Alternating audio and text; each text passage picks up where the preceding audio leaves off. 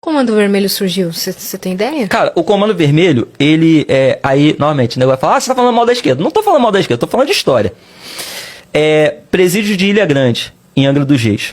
No presídio de Ilha Grande, os presos mais violentos eram mandados para lá. Então, você tinha criminosos que eram mais organizados, né, em especial para questão de assalto a banco e tal, roubo de carga, e o governo trancava esse cara lá, que era até para ficar mais difícil de fugir. Porque você fazer uma rebelião em Bangu, você foge, você está em Senador Camará, você está na zona norte, zona oeste do Rio de Janeiro, você consegue fugir muito fácil. Agora, presídio de Ilha Grande, você vai ter que nadar um bocado até tu chegar em Angra dos Reis, e depois conseguir sair de Angra dos Reis no estradão do caramba. Então, ele jogava esses criminosos violentos lá.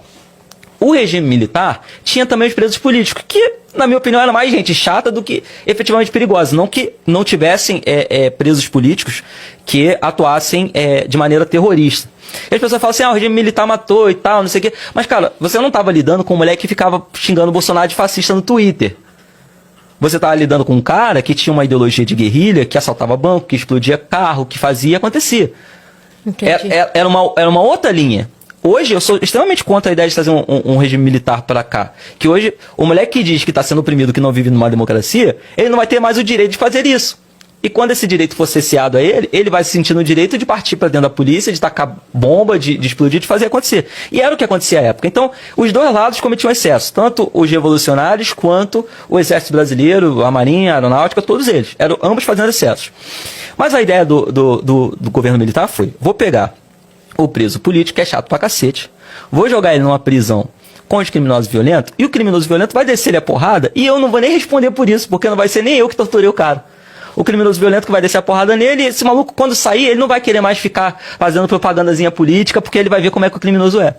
Aconteceu o quê? Esses presos políticos, eles vão para o presídio de Ilha Grande, e lá eles falam pro cara que é criminoso violento. Olha só, irmão, você tá aqui porque o Estado não te dá condição de sobreviver. Porque o Estado, ele quer financiar o banqueiro e quer que você continue pobre, porque o pobre é que sustenta o rico. E tal, e não sei o quê. E olha só, vocês têm que parar com esses roubozinhos aí, cara. Vocês têm que se armar para combater o Estado. E eu tenho os contatos na Farc, na Colômbia, em Cuba, na Rússia, que vai ser bom para vocês se armarem e ficarem fortes contra os policiais. Tanto que o fuzil no Rio de Janeiro, ele não é aqui adquirido pela polícia, ele é adquirido pelos traficantes primeiro. Os traficantes têm fuzis e, na sequência, os policiais pegam fuzis para ter condição de combater. São Paulo, por exemplo, são poucas as equipes que você vai ver portando um fuzil. Só algumas equipes mais especializadas para combater assaltante de banco. Aqui a dinâmica muda muito? A dinâmica muda muito. No Rio de Janeiro, toda viatura tem no mínimo um fuzil. Que é mais comum achar, se deparar com situações em que você precisa usar. Exato. Entendeu? Então, assim, o Rio de Janeiro, ele teve isso. Aí, quando esse cara sai, eles começam essa guerra contra o Estado. O tanto que o Comando Vermelho, ele rachou recentemente com o PCC, porque eles eram próximos, porque o PCC falou pro Comando Vermelho assim, cara, para de ficar dando tiro em polícia, irmão. Isso aí, pô, gasta dinheiro, munição é caro, arma é cara, fica morrendo gente, dor de cabeça do caramba, atrasa o baile, porque tu começa a tiroteio e não vai ter baile, porque a polícia vai querer ocupar a comunidade, pá. Irmão, paga um dinheirinho pros policiais, para de ter guerra. Os caras falam, não, o Comando Vermelho é guerra contra o Estado e acabou e não sei o quê. O terceiro comando e o ADA, já não. A gente tem arma aqui, porque se a gente não tiver arma, o Comando Vermelho entra. Mas se a gente pode molhar a mão do batalhão, se a gente pode molhar a mão do policial, a gente vai molhar a mão de todo mundo. O terceiro comando e a ADA, eles têm essa filosofia. O Comando Vermelho não, é uma política, eles se consideram inimigos do Estado. Contra o Estado e acabou. Entendeu? Aí o PCC racha com eles, por causa disso eles falam, pô, irmão, para com isso. Aí, não vamos parar. Já então a gente vai cortar negócio, cortar relação. Aí no que eles cortam relação, estoura uma guerra no Nordeste. Por quê?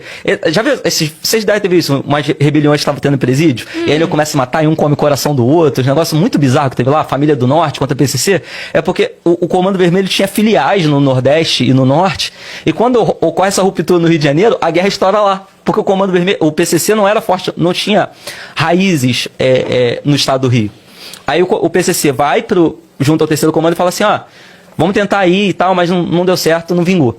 Mas enfim, nesse meio tempo, voltando lá, anos 80, 90, o Comando Vermelho, então, ele se torna Falange Vermelha, porque Vermelho justamente com uma pegada ali meio marxista, meio socialista e tal, nos seus ideais, para combater o Estado, e eles começam a roubar banco, entendeu? Porque a droga ainda não era algo tão inserido, a droga vem justamente, inserida pelo pessoal da esquerda, que tinha contato com os cartéis da Farc, entendeu? trazem a droga para cá e começam a vender. Mas, originalmente, o Comando Vermelho atuou roubando carga e banco.